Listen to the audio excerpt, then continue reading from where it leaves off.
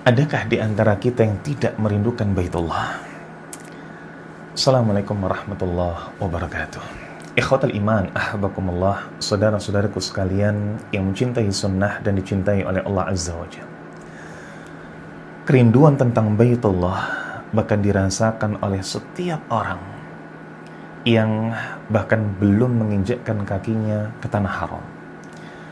Tentunya ini menjadi sebuah keistimewaan tersendiri dari tanah haram, yang mana untuk kemudian bisa diperjalankan oleh Allah ke sana, ada bekal-bekal persiapan yang harus kita lakukan. Ilmu, begitu pula bekal-bekal duniawi. Namun, ada hal yang sering kali dilalaikan, yakni bekal adab. Bagaimana seseorang sebelum ia diperjalankan oleh Allah ke Baitullah dalam melakukan ibadah haji, ada adab yang tidak boleh ia lupakan, yakni bertaubat. Bertaubat kepada Allah Subhanahu wa ta'ala. Syekh Sa'di rahimahullah ketika menjelaskan tentang bagaimana esensi haji, beliau mengatakan al-maqsud minal hajj adz-dzullu wal inkisaru lillah. Tujuan utama dari haji adalah bagaimana ia menghinakan dan merendahkan diri di hadapan Allah Subhanahu wa ta'ala. Maka bagaimana kita merendahkan diri serendah-rendahnya? Karena kita tahu bersama, ketika dalam hadis yang sahih Nabi SAW mengatakan, al-hajjul mabrur laisa lahul jazaa ilal jannah. Bagi haji yang mabrur tidak ada balasan melainkan di sana surga. Maka tidak ada balasan melainkan surga. Ini harus kemudian kita lihat bagaimana penjelasan di kalangan para ulama. Ketika tidak ada balasan di sana selain surganya Allah Subhanahu wa ta'ala, maka perlu kita tahu tentang bagaimana rahmat Allah Subhanahu wa ta'ala yang begitu luas. Dalam sebuah hadis, ketika Nabi SAW pernah bertanya kepada para sahabat tentang seorang wanita yang mendapati bagaimana anaknya saat sudah terpisah dalam tawanan perang. Begitu mendapati, langsung didekapnya, langsung diciumnya. Nabi SAW bertanya, "Atarawna hadhil mar'ah tarihatan waladaha finnar?" Apakah kalian menyangka wanita ini akan melemparkan begitu saja anaknya ke dalam api neraka? Para sahabat mengatakan, "Tidak mungkin, wahai Rasulullah." Nabi pun SAW kemudian menjelaskan dengan sangat dalam, "Lallahu, sungguh Allah Subhanahu wa ta'ala arhamu bi'ibadih, sangat cinta terhadap hamba-hambanya lebih daripada sang ibu terhadap anaknya."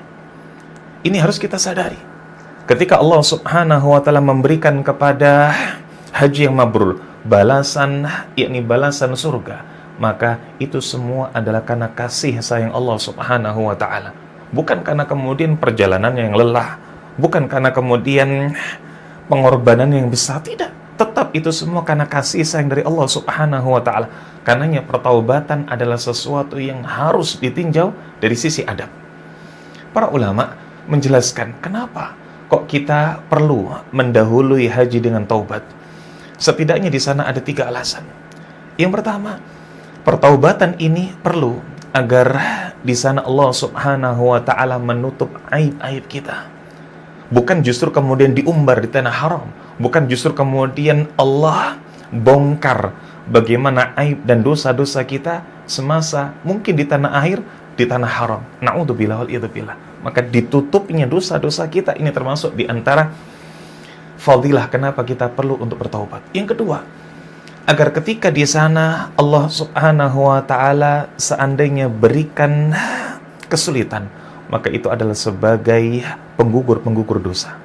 Dan yang ketiga, seandainya di sana Allah Subhanahu wa ta'ala berikan berupa kesulitan demi kesulitan, mungkin terik panas di Arafah, mungkin kemudian dinginnya malam di Musdalifah, maka itu yang kemudian bernilai pahala. Dan dengan ketiganya, maka Allah Subhanahu wa ta'ala berikan rahmat dan berujung kepada surganya yang maha indah. Wallahu a'lam bishawab. Jangan lupa, wahai para jemaah haji, jangan lupa, wahai calon tamu-tamu Allah, di antara adab yang harus ditunaikan adalah betul-betul bertaubat. Nabi SAW mengatakan dengan sumpahnya, walladzi nafsu Muhammad biyadih, demi zat yang jiwa Muhammad berada di genggamannya, law lam tudhnibu la dhahaballahu bikum, seandainya kalian ini tidak pernah berbuat dosa, niscaya Allah akan binasakan. Thumma la ja'a biqaumin yudhnibun fayastaghfirun, maka Allah kemudian akan hadirkan di sana satu kaum yang berbuat dosa, lalu kemudian beristighfar kepada Allah, memohon ampun, dan kemudian Allah terima pertaubatannya. Jangan lupa, kita semua adalah makhluk yang penuh dengan dosa. Maka bertaubatlah kepada Allah Subhanahu wa ta'ala sebelum diperjalankan oleh Allah menuju Baitullah. Barakallahu fikum. Assalamualaikum warahmatullahi wabarakatuh.